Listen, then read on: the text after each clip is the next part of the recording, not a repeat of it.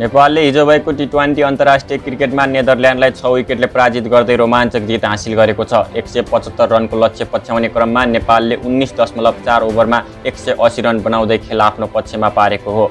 नेपालका ओपनर कुशल भुटेलले 51 बलमा 65 रनको शानदार इनिङ खेले, जसमा उनले 6 चौका प्रहार गरे। भीम सार्कीले 16 बलमा 27 रन, त्यसपछि आरिफ शेखले 23 बलमा 39 रन, दिपेन्द्र सिंह एरीले 12 बलमा 16 रन र अन्त्यतिर लोकेश बमले 4 बलमा 12 रन जोडेर नेपाललाई जितसम्म पुर्याए। बलिङतर्फ नेपालका करण केसीले 4 ओभरमा 40 रन खर्चिएर 2 विकेट लिए भने दिपेन्द्र सिंह एरी, सन्दीप लामिछाने, ललित राजवंशी र रूपेश सिंहले समान 1-1 विकेट लिए।